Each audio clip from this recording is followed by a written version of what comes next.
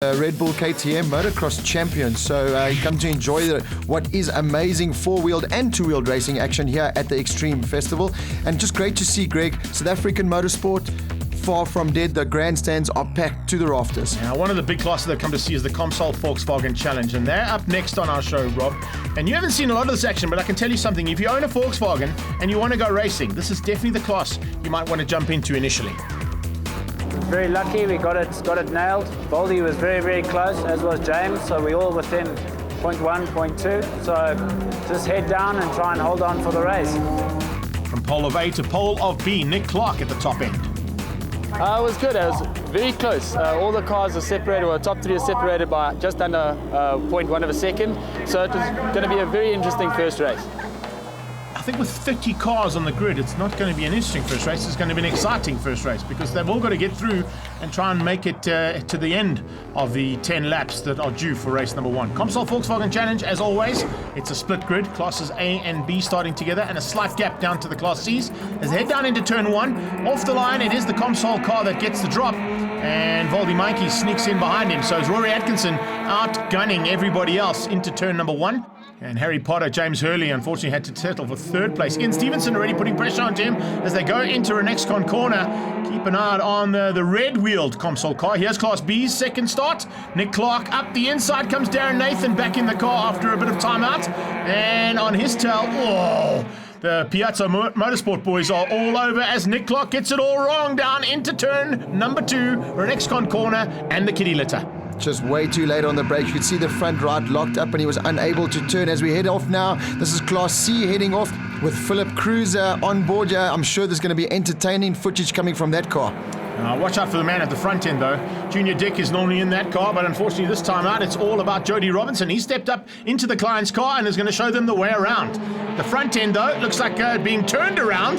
Atkinson manages to catch it. Hurley is alongside him. The two of them very close to taking Wayne Krause in the X35 Energy Drink Polo out, and unfortunately they were both able to keep it on the black stuff. Only just. Well done to Wayne for not going and T-boning those two cars as they spun out in front of him. This is only lap 1, Greg, and we've already seen so much action. You would think it's the last lap the way these guys are driving, but yeah, certainly in the Class A, Rory Atkinson's got a lot of work to do. In Class B, it's all about Darren Nathan with Brad Hall and Nick Clark trying to make up for that early mistake going into turn 1. Yeah, he's alongside Henning now. Henning just gets the drop on Hall as they go towards turn number 1.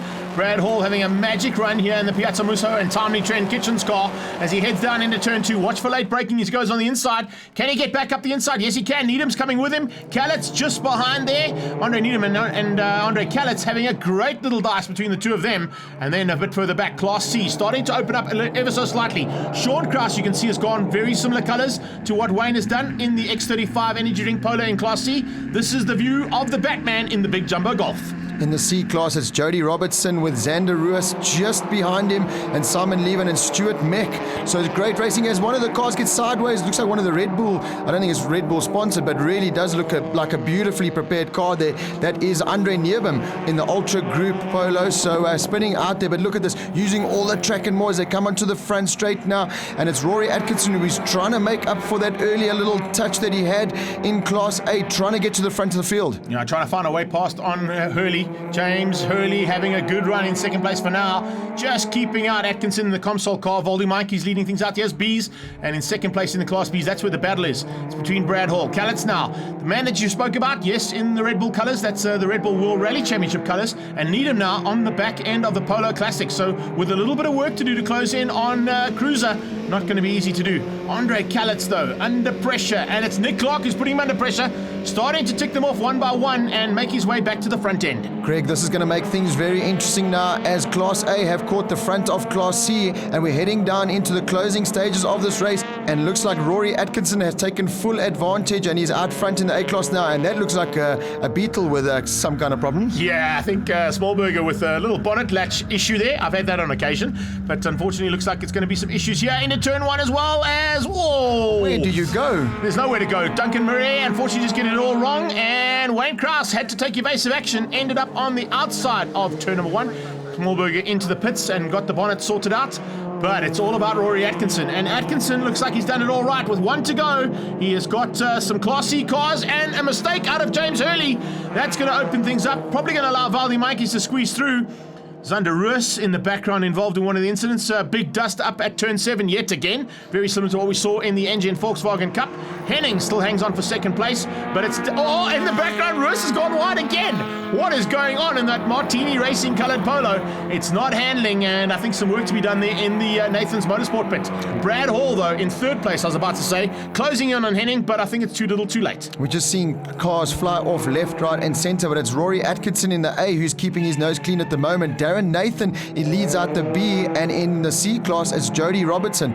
So good racing all the way through. You could see the yellow flag still waving there for some of the incidents that we saw earlier on in the race, but that's car number 28. That's Lindsay Kleur, and he's running down in 14th on the track at the moment. Lights ablaze and coming down to the line. An awesome job here from Rory Atkinson.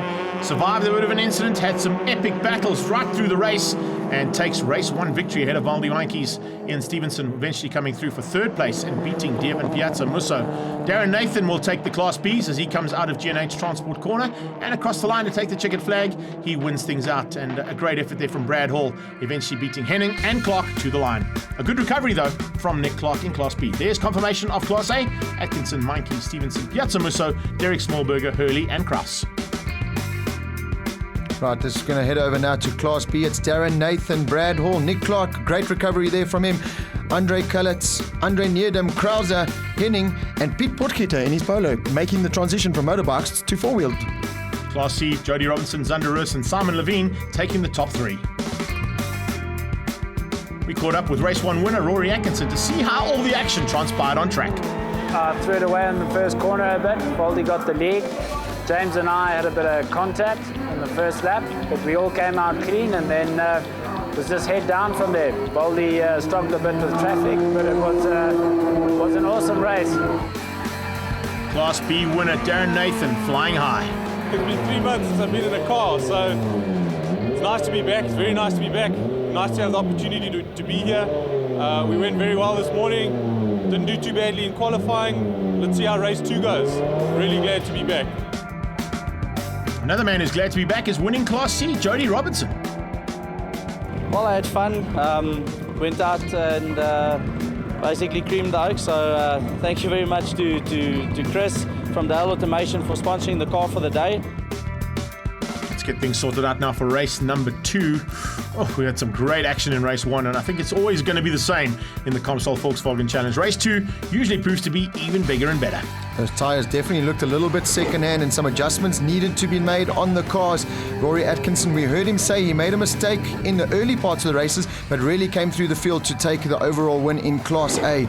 So at the start, it will be the A's leading out first, and will Atkinson get through cleanly this time? Doesn't look like he's got a great jump off the line. It's that man, James Hurley, in that very colourful car who's got out front ahead of Atkinson. So a bit of work there to do for Atkinson as the Class B's now head off, and this is Andre Kalitz heading into turn 1. Good start from the man. Yeah, on the inside of Nick Clark, around the outside is Darren Nathan in the orange car, you can see there, and getting the drop is Brad Hall. Whole shot city into turn 1, around the outside Nathan, look out for Henning on his tail. Nick Clark will have to do some work to make up for lost ground in race number 1.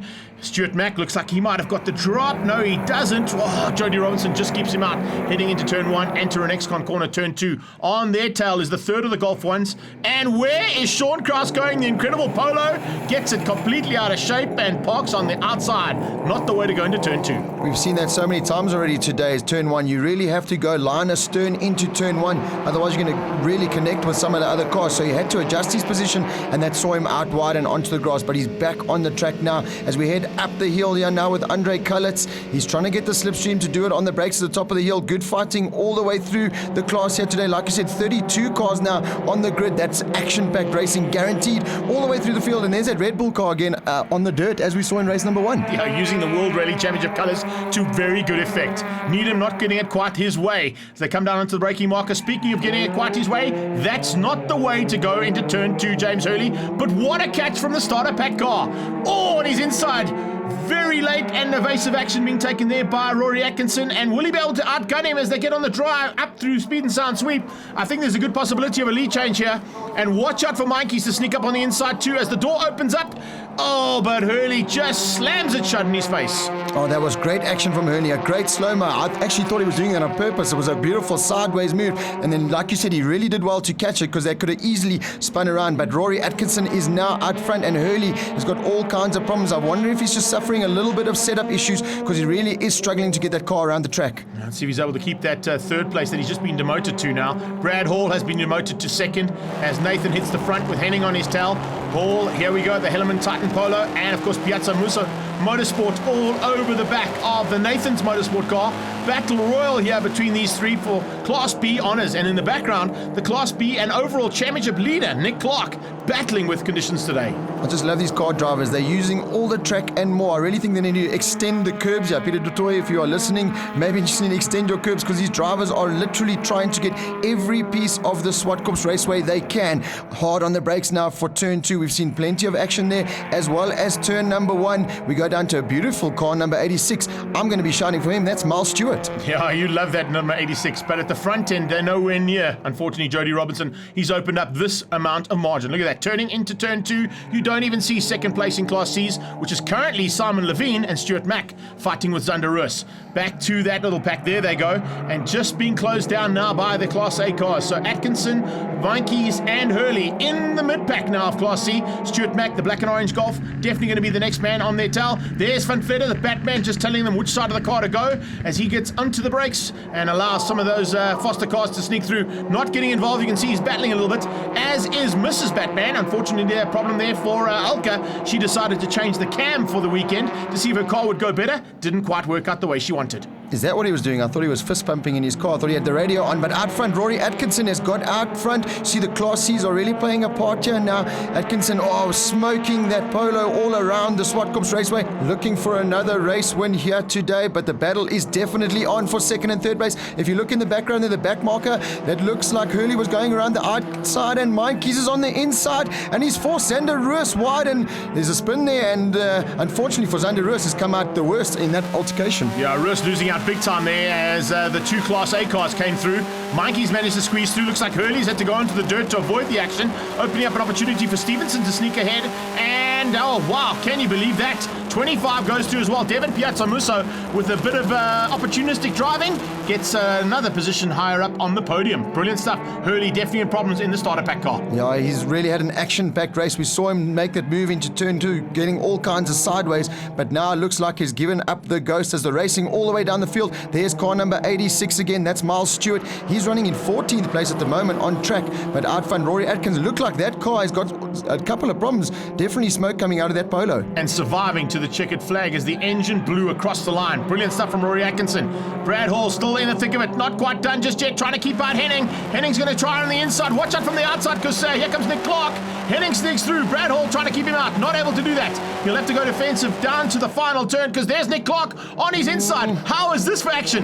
3x3 into G&H Transport Corner. It just doesn't work. This is the last lap and you can see bumping and barging and they're onto the dirt. Can't even see where he's going, but he's going to cross the line there. That was really action-packed stuff. This is Class C. Jody Robertson picking up another win for the day, really going unchallenged in the Class C. Yeah, miles ahead of second place there, and Simon Levine came through for that.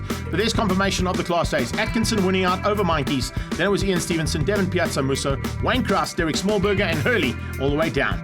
Action-packed racing in the B category with Nathan taking it ahead of Henning, Clark in third and Brad Hall in fourth, Stewart, Kalitz, Krauser and Stewart rounding out the top 8 positions. Nice drive for Class C as well. Day of doubles as Jody Robertson also gets a double on the day. Levine, Mack, Roos, Van Zyl, Dale, Savage and Cruiser. In terms of the championship, it's still in the hands of Nick Clark, but Rory Atkinson has done a lot to close in on him. Zander Roos also very much right up there with 74 points. Henning, Vinkes and Brad Hall with some work to do. Double win on the day for Rory Atkinson. It was a good one. Thank God the motor held out to the last lap. It started going there, but it was obviously well built just to finish. So it was a good hard fight with the guys and it was a great race, man. Nathan seemed pretty untroubled in Class B. I managed to get away in race 1. It was a comfy lead. Race 2, I tussled a little bit with Brad. Put him under a bit of pressure. He made a mistake and I managed to slipstream in between turn 2 and turn 4. I got past and I managed just to hold on to the lead. It was a great day. Couldn't ask for much better. Jody Robinson stepping up and doing the double as well. I really had a blast, and yeah, and the race 2 was good as well. So yeah, thanks a lot for that, and to the challenge guys for awesome race day. It was real good racing out there, so it was a real good day. Thanks.